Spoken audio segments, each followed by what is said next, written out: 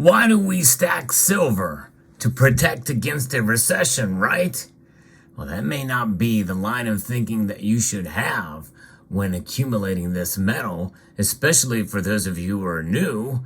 I'll explain as we explore.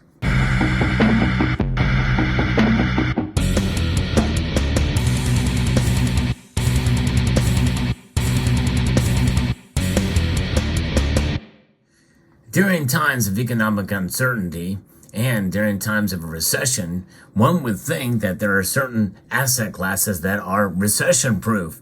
Silver should be one of them. However, that's not always the case. I'm going to be referencing actually an infographic and some text from it that I think really gives us a little bit more insight as to how silver reacts during a recession and why we should be patient. Ultra patient as silver stackers. It's pretty amazing data that I'm going to be referencing here.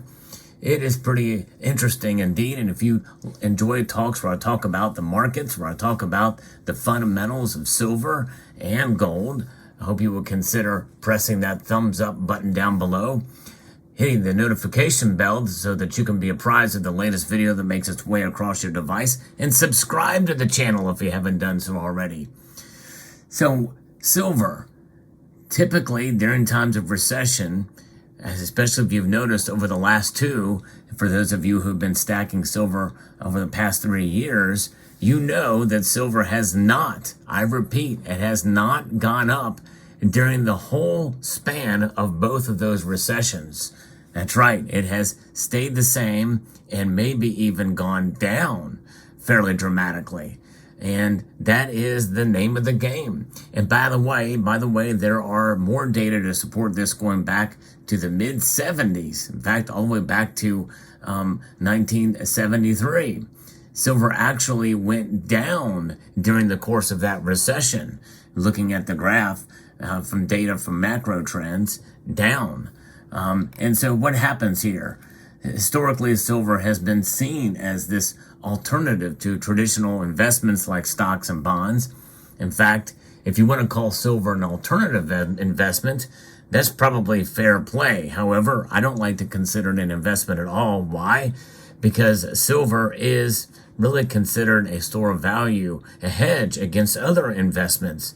So I don't like to kind of get in the weeds with that, but you can probably consider that, especially if you're investing against your investments, right? And so that is one way to look at it. Amid the recent wave that we've been seeing with bank failures, which there has not been as much activity, there's not been as much buzz in that regard, but I don't think we're out of the woods yet there. So stay tuned. We'll see what happens. And this, just like what happened in 2007 and 2008, we could start to see that ramp up again. And we've also seen raising interest rates, and many investors sought the metal, and that is what made prices jump here recently. But silver has helped investors weather recessionary storms in the past, has it? That's the question that we want to ask ourselves, and in most cases, we see that it actually has not. During the course of those recessions, we've not seen them really protect during that period of time. Like gold, silver's value comes from its scarcity as a precious metal. But silver has a higher industrial use, from electronics and medical applications to batteries and solar panels. Additionally, the silver market is much smaller than the gold market in terms of its market cap and the like, making it a much more volatile asset. And you've heard me talk about that time and time again.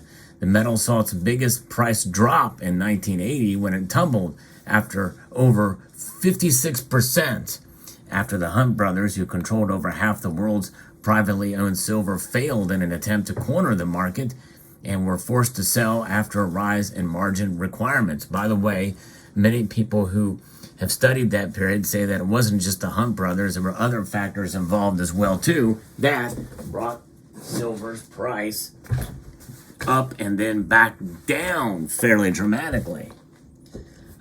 Silver prices plummeted again during the 1990s recession before a steady recovery that culminated in an all-time high reached in 2011, which, by the way, was 3 years after the 2007 and 8 financial crisis, during that recessionary period.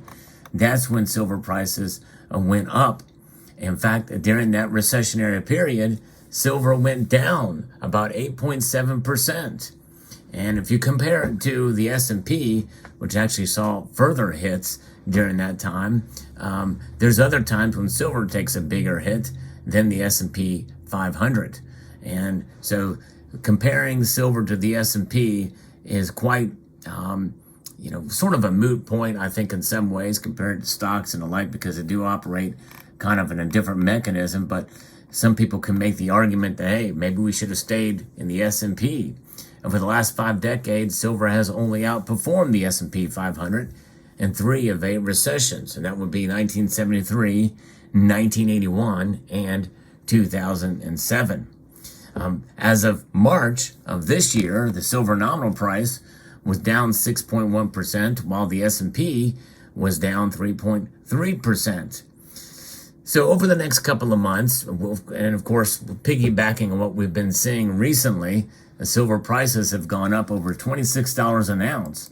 But as I record this video, it is well under that, but still above $25 an ounce. And to me, anything above $25 an ounce is a victory and is providing a good support mechanism for silver coming into the coming months here. And we are expecting silver demand to rise, and that's going to support the price. We know in the physical market that silver's demand has risen. And that is remarkable to see for those of us who are stackers. But on the other hand, we see premiums skyrocketing again as well too because of that. Bullion dealers all over the place are raising their minimums in order to get free shipping, or just minimums in general in order to make an order online. And silver's industrial market could be lifted from further gains in vehicle electrification and government's expanding a commitment to green infrastructure. And that is, according to the Silver Institute, making a call that we're going to see more demand for this shiny metal in the coming months throughout the end of 2023. Some of that will be recession-proof as we see these investments in especially government spending towards these initiatives. If the economic scenario worsens and industrial users of silver reduce their output, the metal may face some headwinds. We have inflation in the mix as well too, which is part and parcel to silver's premiums being higher, but also that could lead it to a recession, and that could mean that the metal may not dip as much as many people think it has, or compared to times in the past. The inflationary level that we're seeing here is to the likes that we've not seen since the early 80s, about 40 years ago. And when we look back over and see what the price of silver did then, we see that it did snap back up fairly considerably after that recession before it fell again.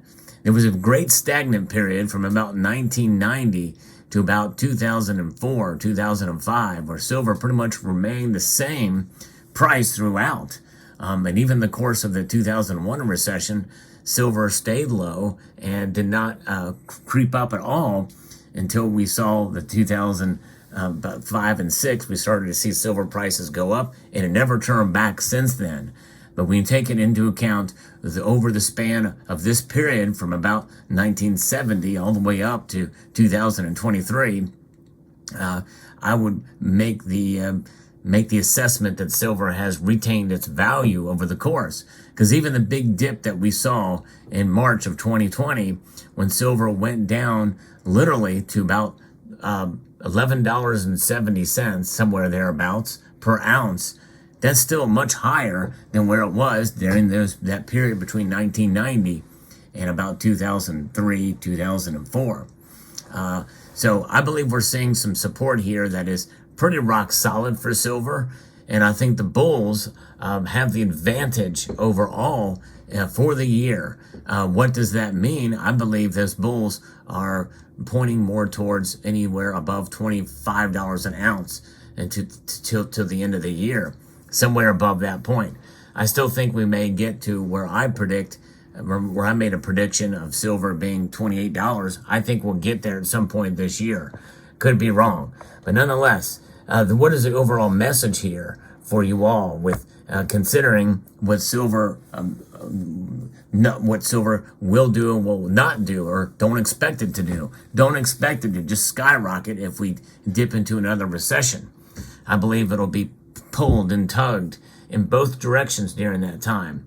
But I believe that we should prepare for silver to remain stagnant during that recession, and it may even dip a bit. If we see another panic, usually that panic would mean a run to cash.